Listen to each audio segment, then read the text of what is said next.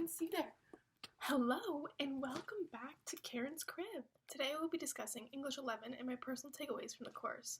Although this year's learning was a bit different and was interrupted by COVID-19, I've enjoyed every moment of English, which is very unlike me. This English class, I felt like I was able to fully understand each topic and know the purpose of learning it.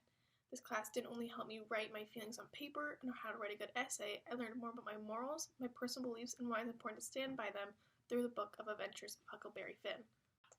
Therefore, the concept that made the biggest impression on me is having moral courage and not being like the rest of society and following the herd, portraying moral cowardice. However, with identifying your personal morals, it is also important to see the functional requisites of society so you're able to know your opinion on them. Functional requisites are how society is made up of social systems that have unobservable requisites or needs that must be performed by its members for the system to survive. In the world around us, we have many requisites which we're taught to follow blindly.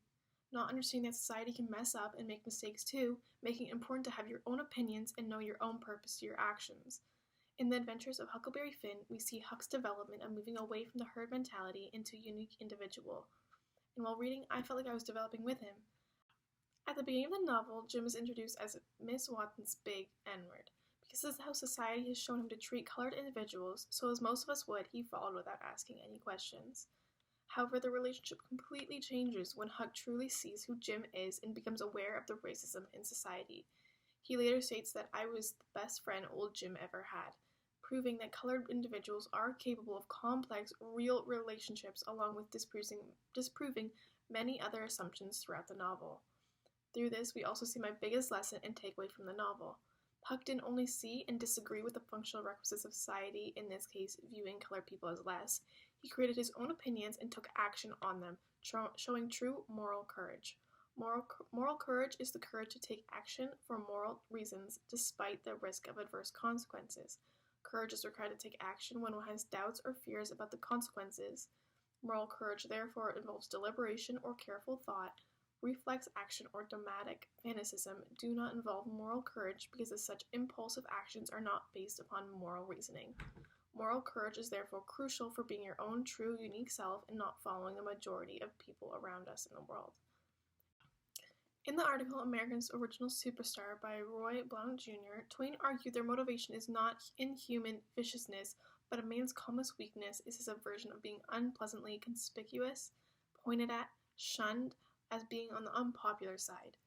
Its other name is moral cowardice and is the commanding feature of the makeup of the 9,999 men of the 10,000. In the novel, it is made clear that Huck is that 1 in 10,000 when he decides to save Jim from slavery and travel with him to Cairo. Despite the many obstacles they run into, Huck stays and helps Jim.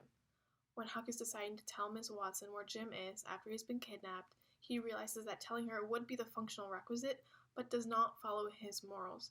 Huck states after he writes the letter with Jim's location to Miss Watson, "All right then, I'll go to hell," and tore it up, demonstrating that Huck's development of moral courage along with his self-sacrifice of his everlasting soul that came along with that.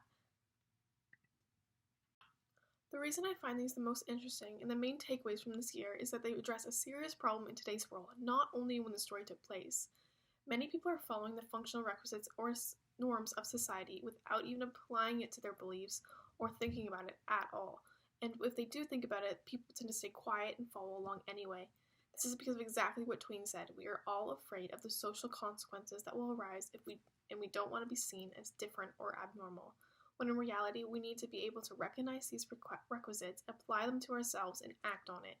We as a community have created this normal by following one way, but that doesn't have to be the case. We can have many ways and they all be seen as normal. Racism is the main theme discussed in the novel and is still a problem today, and it's been brought to many people's attention again with the death of George Floyd. Although we've been working hard to end racism around the world, this was proof that we are not done this battle and we need to have moral courage and continue to stand up for what we believe is right and fight for equality. Moral courage has gotten us very far and is the reason why we currently don't participate in slavery, don't have separate bathrooms, or don't have different sections on the bus. Another example that we struggle with could be the functional requisite of having around-the-clock availability. Many workplaces make you put your work above anything else and have you wrapped in the thought that your job is the most important, when they constantly tell you how important you are and how things need to be done right now. When this isn't the case, you have work hours for a reason and those should not be intruding on your personal hours. Even in school, we as students sometimes feel this way.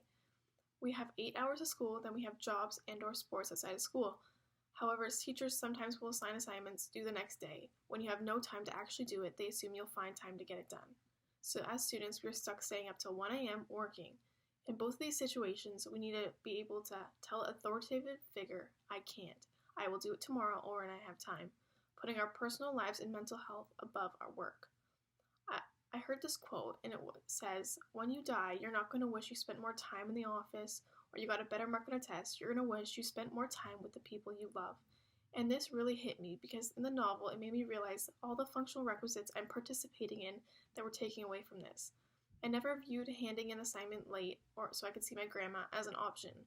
Now I know that with moral courage and asking for extension or telling my boss I can't right now, I can put myself and my mental health first. These are just a couple of reasons on how having moral courage is extremely important and how understanding this concept made me apply it to myself and the world around me. The most challenging thing I've learned this semester would probably be learning how to actively read and really dig deep. I don't like to read, so this is probably why it was such a challenging thing, because I tend to just glance over texts. It took much practice and was much harder because of online learning, but I felt like I completely understand it now. I now know how to take each sentence and analyze its significance, which made reading both Huck Finn and my ISU novel much more interesting and captivating. This is something that wasn't easy to do, but it was a skill that will continue to help me in the future. Thanks for watching. I hope you have a great summer and stay safe. Now, back to my book.